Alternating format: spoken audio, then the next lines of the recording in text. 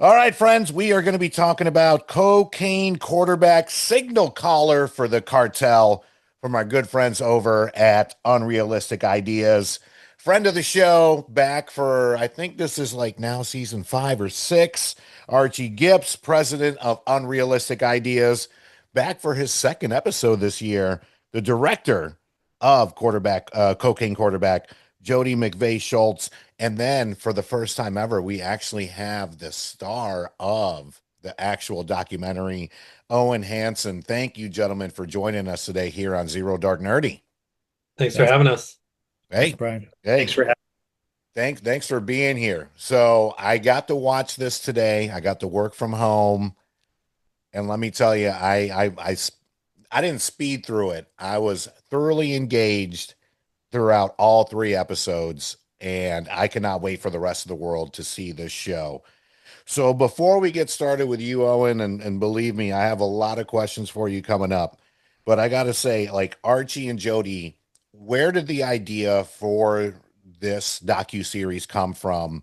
And then how did you approach Owen on the concept of doing a docu-series on this particular topic? I guess I'll jump in here, Jody.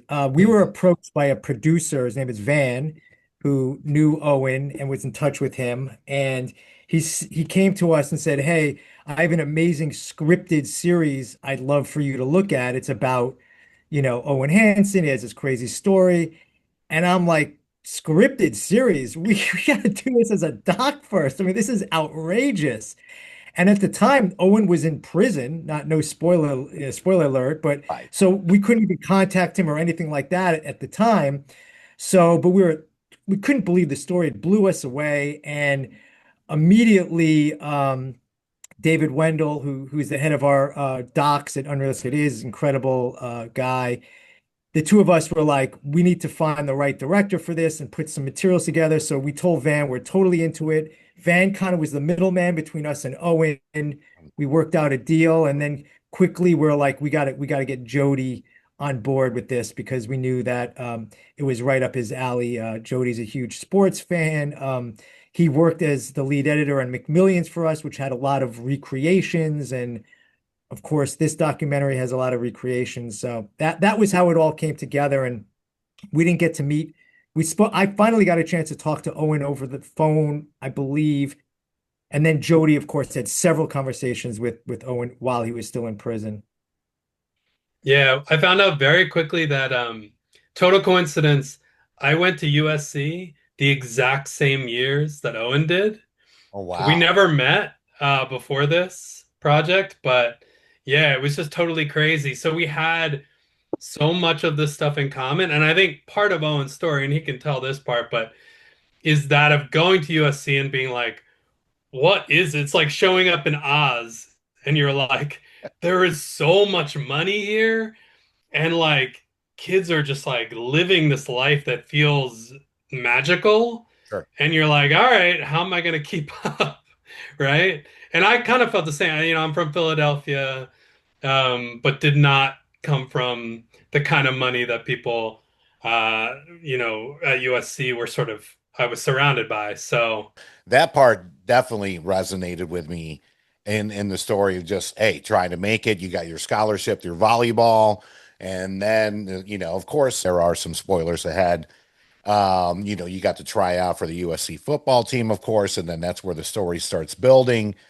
So, yeah. So with that being said, in terms of like your first conversation, and this one's more directed towards Owen. I saw a post that you did on Medium where you were kind of skeptical about the whole thing. Like, why would they even? I got reached out to by Archie and Mark Wahlberg's company and this, that, and the other on a story about me. And what were your kind of first thoughts when they approached you about all this? That's a good question. No, this journey started, before COVID, 2020. There was communication, and this whole time, we were talking to Jody and Archie through interviews on the prison wall phone. These interviews all happened literally for almost 4 years, I want to say, Yeah. and it was just. I probably used, you only get 300 minutes a month to speak to your loved ones, and I probably used 250 of those with Jody and Archie.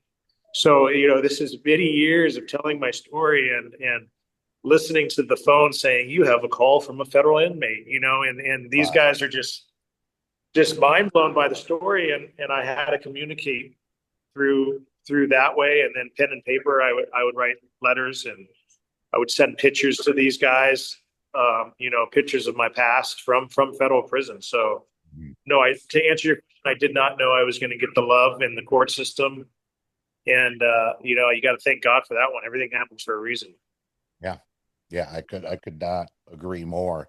And to that point, and this is really for all three of you, what is that process like when you are literally interviewing someone in prison? I know there's got to be a lot of guidelines and speculation. Owen, you mentioned it on your blog post on Medium, like I didn't even know if they were going to be, come in and actually interview me in person. What was that process like as far as making that part of the documentary happen? There's Yeah. a lot of hoops you got to jump through.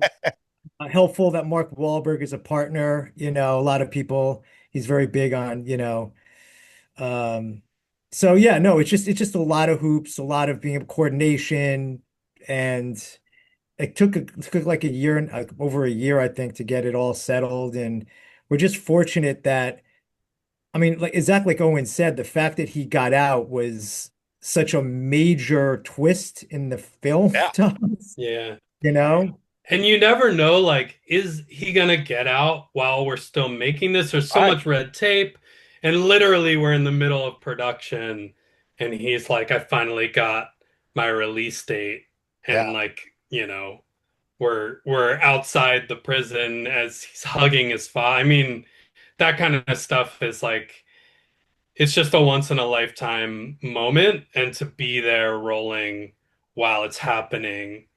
And yeah, it was just what do you remember of that moment, Owen? Because it was like intense in a really just like visceral way as you're hugging your father, that kind of thing, you know? Jody, I was so nervous. I'm not going to lie. I was so nervous about just the coordination. We had to get signed off by the warden of the prison just to have the cameras on the outside of the fence, right? Because when I got out of the prison, there were strict guidelines I had to follow. And, you know, I think there was like 20 correctional officers that got to me and they're like, hey man, you got a film crew out there. What's going on? And everything was, so secretive Mhm. and the warden said, make sure you don't cause any attention out there. So I was more nervous about causing problems and going back, being put back in prison for doing something wrong than going to hug my actual father for the first time in nearly a decade. And, I didn't know what to do. I didn't know what to say. I didn't know. I was so nervous. I think about that day. I'm like, man, did I say everything okay? Because you're just in Oz. This wasn't supposed to happen. Yeah. Yeah. Yeah. And I mean, at the end of the day, it's one of those things to where just watching it today, you want to pull for someone like yourself, you know what I mean? And even though we don't know each other, you seem so genuine and just got caught up in the lifestyle, and you got this break, which is phenomenal. So can I just say, as far as getting out, like what was your first meal? I gotta ask, like where were you like, hey, I want to go eat somewhere? Like where was the first place that y'all went to go eat at, and just kind of just recollect and get to hang out, you and your dad? That's funny because we didn't really have time with my pops. I got to hug him and he got on a plane back to Montana.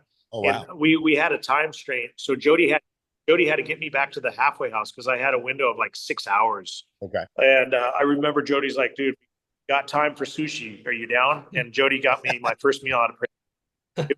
It was sushi. Got to meet my old fullback Brandon Hancock came and joined me, and one of my co-defendants Tank. And I'll tell you what, sushi tasted a lot better than that mackerel I was eating in prison. Yeah, it's like what's something that you could never get in prison? Right. Uh that was the one. And honestly, I mean, credit to Owen because that meal ended up on the cutting room floor, as do many things. I mean, you're Sure. filming for hours and hours and Sure. hours. But credit to Owen for just being so open and willing to like let us into this whole process. I could see a lot of people being like, my first taste of freedom, I don't want cameras there. And he's just been always really open. And honestly, from the very beginning, the first time I talked to him on the phone, just really open about Yeah. his story. It's really the depth of, we have 3 episodes, and like we talked for like 100 hours, I want to say, over, months and months and months. And it's just, there is so much to this. Yeah. And just, what you hope for when you're starting one of these is a main character who's, willing to be open about it and vulnerable. And Owen did that at every step. I Yeah. just realized something about it, not to get off course here, but Jody has now directed 3 projects for us, which we love all 3, and 2 of them have our main character getting out of prison. Yeah. Yeah. Like Yeah. that's insane. Like 2 of them, they actually were released from prison during filming. You're the Anyway, lucky charm, man. You're the I lucky charm. You got to keep going. You got to keep going out there. If I ever get locked up, God forbid, Archie, you're my first phone call. You better get Jody on the phone too and get me out of there. There you There we go. go. So awesome, awesome, awesome. So this one goes to Owen here. In terms of your relationships, friends, family, teammates, throughout the 3 episodes, you talk about your Rolodex, right? And like how would you go back and figure out, who's what and who can help out. But at the end of the day, throughout like the rise and fall, and of course I'm talking about Tank, are you and Tank still good friends? And, just kind of talk about that in terms of, the people that were there for you before and the people that were most importantly there for you during and after your incarceration. Yeah, you can only count them on one hand. I'll tell you that. Right. Uh, one of my biggest supporters was my fullback Brandon Hancock, who's obviously in the documentary, Mm-hmm. and my best friend, my dad, Big Jim. You got to count on him. He was there for everything. And then you obviously got Tank, who's actually locked up in prison while we're filming a lot of these interviews on the phones, and obviously he was my second in command for the operation. So, legally he was allowed to be with me in prison, but now that I'm out and I'm on federal probation, obviously we're not allowed to hang out. But he's a phone call away, and you have ex-girlfriends that call here and there, but you also have those people that were always there for that money and that party that just disappear. And that's how you can tell who your true friends are at the end of the day. Yeah. Yeah. Yeah. I appreciate you sharing that. It's 1000% real in every aspect of life, whether you get locked up or not. No, I appreciate that. Now, this one is for Jody. In terms of navigating the ethical challenges of portraying a criminal who is now a free man, like, what is that like? And this is also for you, Archie, as well, because it's again another Unrealistic Ideas property that is very well edited. The flow is great, doesn't miss a beat. But how do you make it to where you don't glamorize the lifestyle too much, but still keep it, very real? So where people look at us, it's like, yes, this is the lifestyle I lived. I don't recommend it for you. But how do you navigate that when you're doing a documentary like this? Yeah, I think it's about being honest and showing, from his perspective, the high highs and the low lows. Right. And I think they were pretty extreme. Um, I will say I've done a lot of different true crime stories. And one thing about this is like there were just things that were so absurd, I almost couldn't believe them. Um, and there were moments that made me laugh out loud, right? But there were also moments that were dead serious. And, Owen did 10 years, like lost 10 years of his life in prison. And so, in that moment where, he was let out of the courtroom after he got his sentence, I mean, that's just like a really intense moment.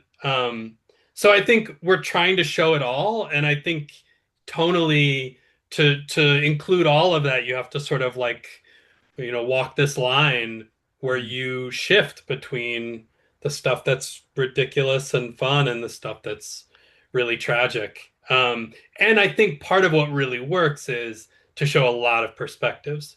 So, we're showing the perspectives of people in this case who were dead set against Owen, and we're showing the perspectives of, you know, people in foreign police, units who were, in Australia trying to hunt him down. Sure. And so when you sort of put all those perspectives together, you get this three-dimensional view that I feel like, gives you, we're always searching for the truth, right? Yeah. And so that gives you a sense of it when you get that three-dimensional view. That being said, I think, there are a lot of detractors that go in and they're going to go in and watch this and they'll still be detractors. You know what I mean? Like, we're coming in very honestly and we're just trying to paint the picture of the story that Owen shared with Jody and all of us and make it entertaining. We're not trying to say what he did. We're not trying to glamorize it, but the true life story of what was behind it is, like Jody said, is so surreal Yeah. that people find that intriguing. Yeah. And Owen is not the person you would typically expect to be in these situations. Yeah. And so it really does. I think there's going to be people that watch that are like imagining themselves having lost over 3 million of the cartel's money. And you're like, what am I going to do? Like that moment is so crazy. And the way he got there and the way he got out of that is so crazy. Yeah. That I think people will just be captivated by it. Yeah. And I got to say, Owen, I was excited because normally when stories deal with a cartel, there's not a happy ending. And you are a hustler, grinder. You did everything that you possibly could. Like, even after getting out, is there any fear of the cartel at all whatsoever? And, good to go? Or yeah, it was just a crazy story. Like, you obviously paid him back, which is fantastic. But again, it's just one of those things to where anytime the cartel gets thrown into a story, normally it's not a happy ending. And in this one, granted with jail time or whatnot, it's still better than the alternative. Yeah, it's definitely better than being dead, right? I tell people I was blessed to go to prison. It's the best thing that could have happened to me. Yeah. And in regards to the cartel, no, they gave me the opportunity to tell on the cartel, and I stuck strong. And when I was in federal prison in Lompoc, I had members of the same cartel that I worked for come and shake my hand and say, "Good job on not telling on the boss." So I feel like I'm okay. It's definitely not a phone call I'm going to be making to see if everything's okay. But listen, if they wrote a Mexican folk song about me and they have lieutenants in cartel Sicario shaking my hand in prison, I feel pretty safe. Yeah. I'm not gonna. Yeah. And speaking of which, good segue. When the folk song, I love how you finish with it in the documentary, but of course, hearing about it, like, how did you feel like getting your own song? Like being like, hey, this is how a stand-up dude is supposed to be instead of, again, the alternative. Like, how did that all work out? Like, what was it like with the first time you even heard the song? I had to do some translation, right? And make sure the words made sense. I spoke enough Spanish, obviously, to understand, but a lot of ex-girlfriends heard it and they were blown away. I had a lot of Latin girls in my life and they're like, wow, I never in a million years thought they'd write a Mexican corrido about you. So it was definitely a surreal moment to hear that. 3 episodes. This is going to be coming out on September 25th on Amazon Prime. So I got to ask too, because in the documentary, you highlight that you did get your master's degree in while you were locked up. What did you get your master's degree in? I got it in business administration. I was going crazy in there, and I said, I got to do something. Yeah. I'll tell you what, if they wouldn't have let me out early, I probably would have got my doctor's degree next. Yeah. No, that's awesome. Again, I'm so happy for you because, America and I feel like the world, we love underdog stories and we love second chances. And personally, I can't wait to see what the next chapter holds for you, especially at the end when they're recording you with the kids, like telling them like, hey, listen, this lifestyle, this is not it. Like, this is not how you make it. And you were so truthful and passionate about that. So let me ask, are you still doing that as far as like working with kids and youth in your area? And also too, I know at the end of the episode that one of the terms of your condition was that you had to live in a halfway house. Is that still the case, or what's kind of going on with that? Yeah, so to answer your question, in regards to living, they released me out of the halfway house on June 26th of 2025, so just about 4 months ago. Nice. I'm currently still speaking to children, but even more importantly, I'm now speaking to law enforcement. I got law enforcement's been hiring me to come speak around the United States in regards to obviously my story, growing up and my smuggling routes. Like next week, I'm going to Arizona to speak to the Border Patrol and to U.S. Customs agents and talk about, my routes and my smuggling opportunities and trying to educate them on what's going on at the borders and how someone like myself was, getting creative using, Sure. you saw the documentary. I don't want to spoil it, but we'll let people watch the documentary. But I had different routes, right, to figure out ways to get drugs through international borders. So obviously they're taking me in and they're paying me now for my information, and they're buying my book, The California Kid, and it's going well. I couldn't believe it. I spoke in front of 800 agents about 2 months ago, and the same FBI agents that arrested me were there, and they gave me a standing ovation, and it gave me goosebumps to see these guys that arrested me clap for me. Wow. Good for you, man. That is phenomenal. And like I said, I'm pulling for you. But yeah, just your genuineness, I believe, shines out throughout the entire series. Like I said, there's no favoritism. Like Unrealistic Ideas has always done an amazing job of just telling you how it is, and then having these interesting characters on there. I know this might be a sore subject for you, Owen, so I'll go to like Archie and Jody on this with the whole like Robin Hood thing. How did that pan out? Like he seems like a very eccentric, interesting character for sure. With the Robin Hood guy, that definitely seemed like a whole nother world without ruining it too much. I'm gonna allow Jody to Yeah. I mean, I will say, when you get people like that, they make for a really interesting documentary interview. Um, but yeah, I mean, in the course of doing this one money laundering scheme, Owen contracted this, high stakes gambler, this guy who gambles tons of money, named Robin Hood 702.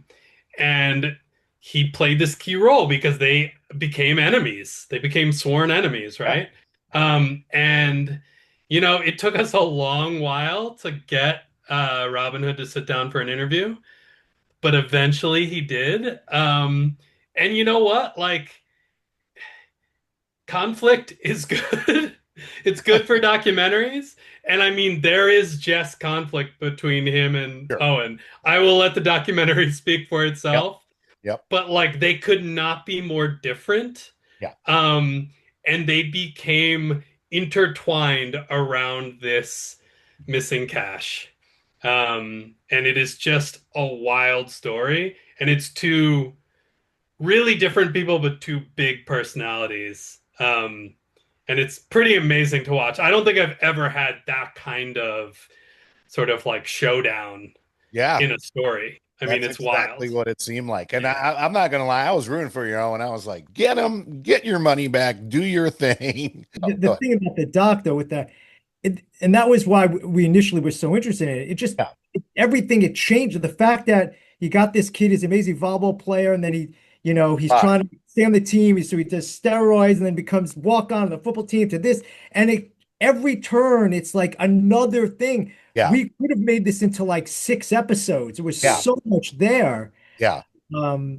It's that, we cut it down to 3 because that's Yeah. what they were looking for. But ultimately, it's such an unreal story that I can't imagine anyone watching this and not thinking like this is batshit crazy. I mean, just Yeah. I was watching it, I was thinking that, but I was still hooked. I was intrigued.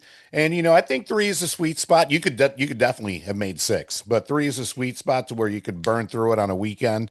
And I believe Yeah. a lot of people will. Last question, but definitely not least for Owen. What was your reaction when you saw the final cut to the documentary?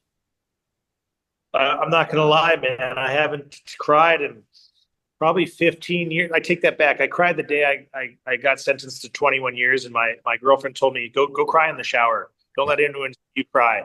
Yeah. And I remember watching it with Jody and Archie, and luckily it was dark in there because I had a tear dripping down my eyes. Yeah. They hit so perfectly. Like when I saw the pictures of my childhood and my mother, leaving at such a young age, Sure. and I was watching it. I was like, wow, this is insane. How perfectly they put this thing together. And there were so many articles that were written while I was incarcerated through Rolling Stones, Vice, LA Confidential, all these big companies writing stories, and no one had the real story because I Right. couldn't. Got to remember, I was locked up and I couldn't speak because I was waiting to get sentenced. So my lawyer didn't give me the go ahead to talk to these big companies. Yeah. And once I got on board with Unrealistic Ideas, I said, "Man, I'm going to tell you the truth. Everything I'm going to tell you is truthful, and you guys do what you got to do with it." And I think that's what made it so, such a positive documentary. As far as we tell the truth.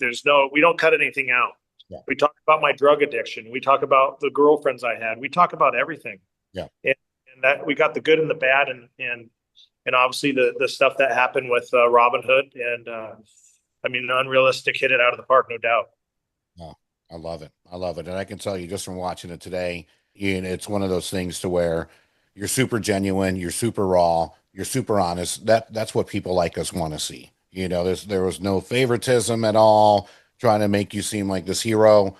You messed up, you did the time, now you're out. And I'll tell you what, I'll be your biggest supporter on your next chapter of life, my friend. Seriously. I love a good come up story.